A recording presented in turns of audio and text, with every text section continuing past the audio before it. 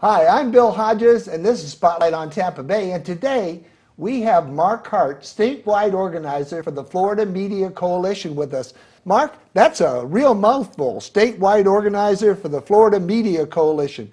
What is the Florida Media Coalition? Florida Media Coalition is a grassroots organization comprised of community groups around the state of Florida that support changes to state law affecting public, educational, and government access cable TV. In fact, us, right? Exactly. The Tampa Bay Community Network is the last standing public access station in the state of Florida. We think that's a shame and would like to do something about that. We're it? You're it. All of Florida's 67 counties have at least one of these access channels, so to speak.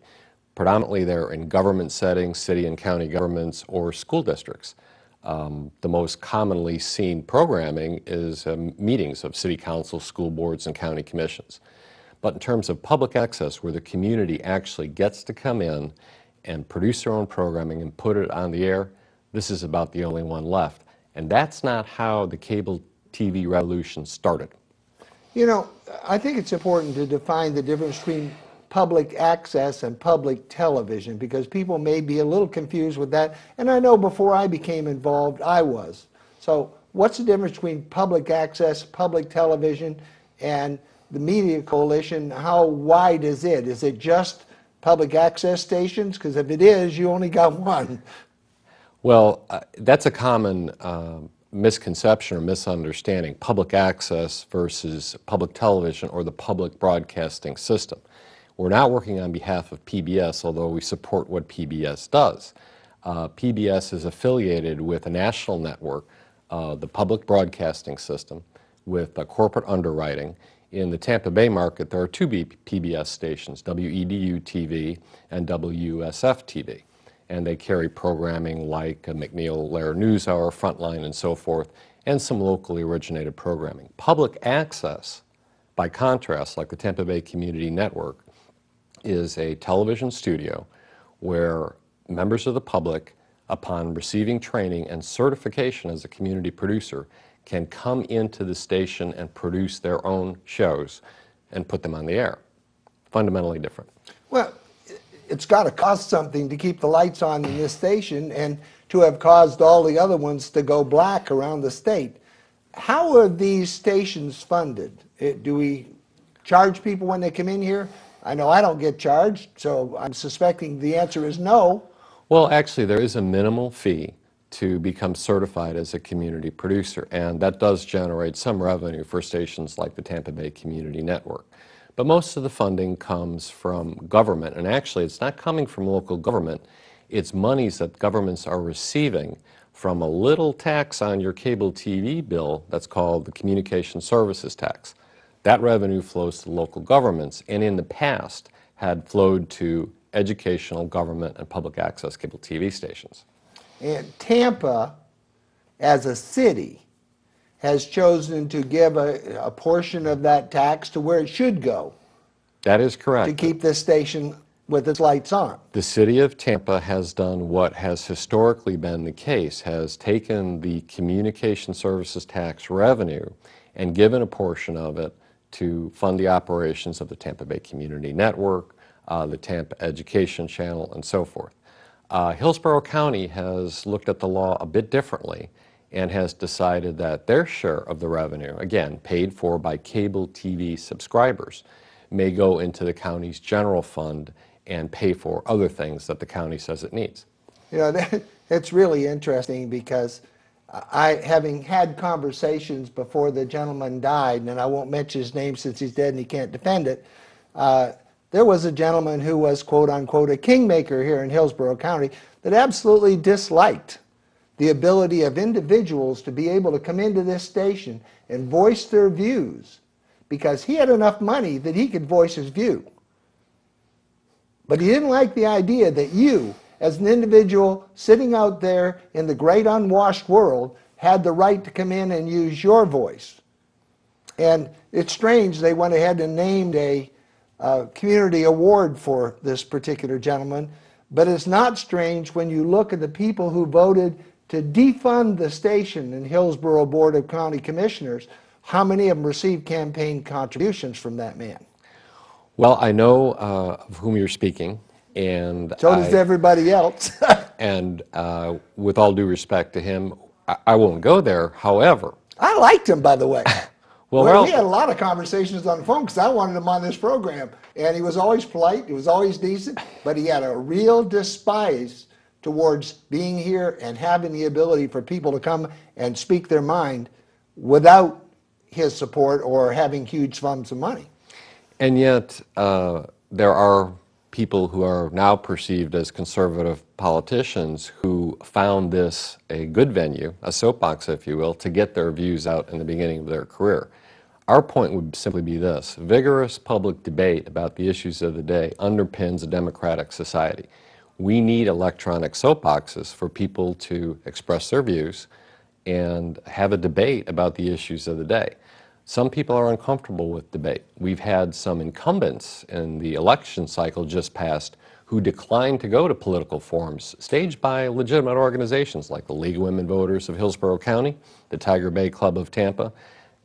Whether or not that affected the inability of one incumbent locally to get elected, we'll have to leave to the political scientists. But the bottom line is, if you want to be in public office and you can't stand the heat, you should get out of the kitchen. And the ability of our public officials, elected or otherwise, to respond to questions from the public and the media ought to be a litmus test for how well they're doing their job. We need to know who these people are, where they stand, and if they can handle grace under pressure. Well, I'm delighted because on this program, over the past year, we have had almost the entire Hillsborough legislative delegation. Almost the entire, one or two, one of them was on military duty in Iraq, and he'll be on this coming year. But most of them were here, and most of them come back regularly. In fact, some of the Board of County Commissioners that voted against funding this station used this program to get their message out on a variety of things. That's Until quite it came true. down to whether they were going to give us money or build a wall for a very influential community. Well, the legislator who did service in Iraq, of course, is State Representative Mike Shanti, who was among the first of the Hillsborough legislative delegation we met with on this issue. And Representative Shanti, who was just back from Iraq, was very generous with his time and explained to us that if it involved funding, if our issue involved funding, that this was not the legislative session to try and address that. And we're not seeking funding, not at Right. this time. But we are seeking technical changes in last year's state cable TV franchise law that will better protect public educational and government access stations around the state. We think our requests are simple and very doable, and we have been traveling around the state of Florida, but focused really on the Tampa Bay area, trying to garner legislative support for pushing this issue through. Well, as I understand it, you're not talking just about public access either. You're talking about education channels and you're talking about government access channels also. Is that correct? That is correct. Around the state, government, educational, and public access stations are estimating viewership losses of up to 50% because of channel slamming, and that followed enactment of the Consumer Choice Act of 2007, the state cable TV franchise law. That's a lot of viewers, and it's particularly important when you consider that, among other things, the government educational and public access stations, or the government educational access stations, are carrying and rebroadcasting city council, county commission, and school board meetings viewed by, among others, the elderly, disabled, and homebound. But only at an extra charge. Well, since the enactment of the law, correct, Right. because what you used to be able to do is if you got basic service, You got you got those channels. The Tampa Bay Community Network, for example, if you had basic service, was on channel 19 and 20. Well, now it's up into the triple-digit channels, and you can't even get those channels on basic service. And I'm talking about City of Tampa TV, Hillsborough County TV, Tampa Ed channel as well. You can't get them without a converter box. And they're harder to find overall. So these stations have seen a huge drop in their viewership, and that's a shame. I've been around long enough to remember when the cable TV companies were trying to sell cable TV franchises to local governments.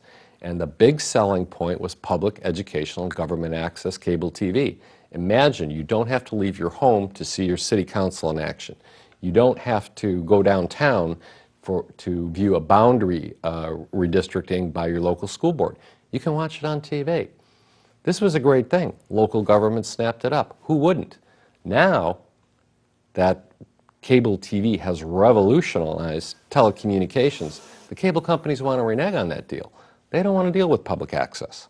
So they channel slam them into places they can't be found. Well, and the government would just soon operate in the dark. And that's what happens when you have a government operating in the dark. You have Illinois and the governor up there operating in the dark. You know, if you can only get so many people into a commission hearing, and if you can't see it on television because you don't have the extra money to pay for the extra channels, the government operates in the dark, and things are done and you don't get to see them, and you have to rely on the newspapers, which is another big problem because the newspapers are all folding. Well, Bill, I'm not sure about that. I served for 8 years as public information officer for the school district of Hillsborough County, and I can tell you authoritatively that the school board members coveted the coverage of their school board meetings because it's free media, and that's a body that doesn't really get its due politically for a variety of reasons. But the county commissioners just assumed you never saw them. Well, perhaps the county commissioners feel that way, but regardless of what their mindset is about it, the public has a right to see these meetings. I agree. And it ought to be easy for them to see the meetings. And That's let's my face point. it, these meetings are going on during a work day. A lot of people are busy. They've got their own business or their own families to attend to. They ought to be able to see it live. They ought to be able to see it in a rerun and watch their local government in action. We're paying the salaries of these elected public officials who are making decisions on the local level that affect the everyday lives of the common person. We need to see what they do and how they do it. We're already paying for that privilege in every person who has, and now correct me if I'm wrong, if I pay for cable television, I'm paying a tax on that particular service, and part of that is supposed to give me access to my public access station, to my government, to my education stations. Is that not true? That was how the whole access station program was sold in by the cable companies in the mid-1980s before CNN became a household word. However, there have been different interpretations about the enabling legislation and how that money can be spent. For example, Hillsborough County has decided that they don't have to take that money and devote it to public educational government access cable TV. They don't even feel they have to devote it to communication services. They're using it to build firehouses and fire trucks and so on. Now, it's how do the two taxes relate? I mean, well, is it just general fund then? Is it just another way to scam the public? I know that's a strong term. Some people in the public may feel that way. But if you don't notice the tax, if it's stuck over here and stuck over here, and it's not going for what you think it's going for, to me that's a scam. I don't think the average person really thinks about it in those terms. But those of us who are close to this movement, and those of us who have the historical sweep of how cable TV came to be what it was, we get this. And we want the state legislators to get it. But at a time of declining state revenues and declining property tax revenues, anything dealing with funding is a hard sell. So we're coming at this issue a different way. First off, we want to restore those viewers, that 50% of the lost viewers from these access stations, by enacting into law a glitch bill that says access stations shall be located adjacent to other channels in the basic service tier. Now, seems reasonable. I need to make that clear because, as some public officials have asked, well, you know, what about the digital conversion? Let's not confuse the issue. The cable companies are going to try and do that. If in the digital conversion your basic service channels are 501 to 523, the public educational and government access stations should be 524, 525, and 526. And come as the basic package. That should come as a part of the basic package, and you shouldn't have to pay for the right to see your city council in action. You know, that seems to me to be a no-brainer. What kind of response are you getting when you're talking to the legislative delegations about this?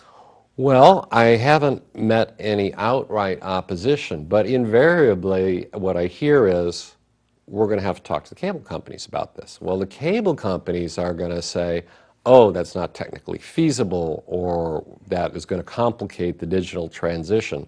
We don't buy that. Those channels are valuable to the cable TV companies, and that's why they don't want access stations occupying anything in their basic service tier. They want to be able to go with a History Channel. They want to be able to go with any number of other things that will make more money for them. To which we say, what about 1984 or 85 or 86 when you were selling this stuff in? Nobody had heard of Ted Turner. There weren't, 600 channels out there. There were 4 network affiliates, and that was about it. You needed us then. You needed the ability to add value to your franchise agreements, and so you offered this. Now you want to take it back. We say, no deal. That 1984, 85 was about when I started with public access up in Ohio. And that was a really interesting time period. I didn't realize that was about, but I do now think of the times that they went out and sold their abilities by using some of the programming we did. They most certainly did. It was Continental Cable at the time. And it's hard at Continental Cable. Well, I was in Chicago at the time, and Continental Cable was the main franchise there, and they were selling it in. I remember they came into Oak Park, Illinois, where I was born, and they wanted the local newspaper I was working for to do a 4-part series, which we were more than happy to do. But remember, this was in an era when Ted Turner was talking about starting a 24-hour cable news network. Everybody thought he'd lost it. No one could conceive of Yeah, but there were 1 hour at 6 and 1 hour at 11. Oh, no, it was so dramatically different from anything everybody had ever envisioned, and yet it became, the most important news source in the world over time. Well, I mean, that's where we were at back in the 1980s. People were kind of looking at cable going, what is this? I'm not even sure I want this stuff. Mark, if in the most perfect world you could have our legislators and the people watching this program do various things, what are the things that you'd like to see them do in order to make sure this station stays on the air and maybe turn the lights on at some other stations and give people an opportunity to see their local government? Well, absolutely. We're asking for citizens who want to be informed and stay informed to write their legislators, indeed, write their members of Congress, because even Congress is looking at this issue now, and say these state video franchise agreements are having a negative impact on our local access stations. We rely on these local access stations to provide us information about how our local government works, but moreover, we rely on the access stations for diversity of opinion. Further reductions in the ranks of professional journalists make causes related to open government all the more important now. Many important issues and many important organizations don't get covered by the news media. We've got more and more, we got fewer and fewer reporters trying to do more and more with less and less. Well, look what's happened here in this city of Tampa with the Trib. Look at all of the first-class people they've laid off or caused to go to early retirement or whatever just in the last month or so. I'm really glad you brought up the Tampa Tribune, because 10 years ago, converged operations of the Tampa Tribune, TBO.com, and WFLA-TV was supposed to be the next big thing in journalism. This was the wave of the future, and they were giving tours of the news center and selling a lot of advertising while they were at it. Well, guess what? Media General's profits have tanked, and who's getting blamed? Florida operations. It would be a shame if we lost the Tampa Tribune. This media market is arguably the most competitive in Florida because we've got the St. Pete Times going toe-to-toe with the Tampa Tribune. Well, knowledgeable insiders of the Tampa Tribune say it may be gone soon. What does that mean? What is the practical application of that?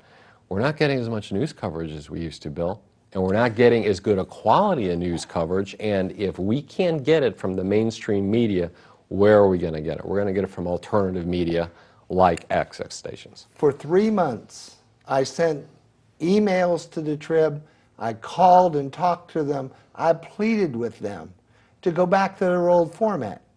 They give me one newspaper now that I can't even share with my wife. I've got to tear it up in order to share it at the breakfast table. And so recently, I just canceled it and went to the St. Petersburg Times. You know, they kept promising me, we're going back, we're going to do, and it became a shopping news, especially when they dropped all the good writers. Going back another 25 years, the communications academia were saying the newspaper is going to be obsolete one day because of this thing called the internet. And everybody was like, come on, you got to be kidding, that's never going to happen. Well, guess what? Daily newspapers around the country can't figure out how to compete with digital technology. And that's especially important for younger news consumers who are totally oriented to the web and prefer getting their news and information from the internet. That doesn't necessarily mean it's going to be the Tampa Tribune's website or the St. Pete Times website. But you make a very practical point. When the Tampa Tribune reformats that way, how do you share the paper with your spouse like you used to? I mean, people are complaining about that. We might as well have one internet screen that we're looking over each other's shoulders to see. Right, right. If they're going to make me be inconvenient, I might as well be inconvenient and have all the news. And let's not single out Media General. The Chicago Tribune, where I had my first job, went bankrupt. They have filed for bankruptcy. That's a huge newspaper chain. Taking the California part of their operation with them. Gannett recently announced layoffs throughout its system. That was the first publicly traded newspaper chain and the largest in the country, and they can't make it because they can't figure out this digital divide either. But you see, to me, and you know, this has been a long way around to this point, but I think it's important you understand that the only other access that individuals have is the internet, and they also have letters to the editor. And if you don't have newspapers, you don't have letters to the editor, so you lose another leg of the ability of the average person to be able to go out there and let others of like mind know what they're thinking. Now, obviously, if you read some of those letters to the editor, they're not thinking, but they have a right to make their point too. We encourage, in this arena, diversity of opinion. We also encourage alternative media. Let's take another asset of an access station like the Tampa Bay Community Network. Amy Goodman and Democracy Now!, carried by 700 stations nationwide, airs on this station every day at noon. It is a very different look at the news of the day. Whether you're a conservative or a liberal or somewhere in between, that different perspective on the news, that different emphasis on the news is valuable. It's valuable in today's society, just as valuable as it is to be able to see a foreign newscast in English on PBS. An informed citizenry makes better decisions. Well, you know, with that gone, and this being the only lights on as far as a public access station in Florida, you've only got the one leg left, and that's the internet. Which is great. I mean, I love the internet. I use it all the time. We do a lot of videos of people dancing. We love to do it just as a fun thing. And if you want to see those, it's WNH 1958 in YouTube. Just go into YouTube, put it in there, WNH 1958. You can see all the videos we've done with people doing dancing. They're not commercial, they're just fun. Well, I'm glad you mentioned YouTube because, you know, to approach this in a more positive vein, what does the future hold? And what does the future hold for access stations? How can we turn lights back on? What we're seeing among the access stations is a trend toward realizing that if we're going to capture these younger viewers and be relevant and viable, we've got to change what we're doing. And some of the way they're looking at it is, let's not look at this purely as delivery of information in broadcast. Let's look at creating broadcast deliverable by the internet. So you're seeing advances. For example, City of Tampa TV now streams live. In Miami-Dade, they stream live, but you can also get video on demand. And they're taking what had been 30-minute public affairs programs about services and other things that citizens need to know but may not be covered by the Miami Herald, and they're doing them in 10 minutes. So that's consistent with the kind of YouTube format that says, tell me what I need to know, but tell me quickly, and tell me in an internet-based format so I can get it off the internet whenever I want to, be it at my home PC or at work on my lunch hour or whatever. That's where the future is going. That's, at least in broadcasting, the industry, there seems to be some awareness that that's where things are headed and we need to be there or we're going to get left behind. Newspapers, meantime, are just haven't been able to find that niche. You know, we've got about 2 minutes left. Are there some final points you'd like to make with our audience? I only to, again, call them to action, to write their state legislators and write their members of Congress and ask them to be mindful of the fact that while the state video franchise law of last year was supposed to increase competition and make it easier for telecoms to get into the state market, it's had some negative consequences. It's caused access stations to lose their viewers. It's got a provision that you can vote out access stations by a majority vote of subscribers in a service area, and it's imposing programming requirements on access stations that make it hard for governments to deliver information to citizens in a timely fashion. The law needs to be amended. So let's do that at the state level. And meantime, Congress maybe should look at this and amend the cable TV franchise law of 1984 to ensure that access stations remain. Well, you know, I've been involved with cable television and public access now for a lot longer than I want to, well, I say 84, 85 is when I first started up in Ohio doing programs, and it's come a long way. For It sure. really has. We've got a lot better equipment, we've got a lot better programming. Mary Gerasi, that's our producer, just does a fabulous job. And the station really tries hard with the few dollars they have to make things work. But we need more public support. Absolutely. Especially the Board of County Commissioners, and maybe with some new county commissioners in there, we'll get that kind of support. Let's hope so. Mark, it's been great to have you on the program. I look forward to having you back.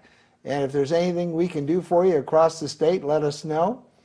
Ladies and gentlemen, I'm Bill Hodges, and this is Spotlight on Tampa Bay. This is your program. If there are people or events that you'd like to see me spotlight, please let me know. You can send us an email to the station, or you can make a call to the station, or just let us know in any way. If you see me out talking to me, let me know, because we want to do what you need done, because this is public access. This is the voice of the people. Remember, you're unique, you're special, and you're great. Tell yourself often, because you are, you know. And Mark, thanks for being with us. We really appreciate it, and I hope you can get the lights turned on some of these other stations. We'll keep working on it, Bill. Thank you so much.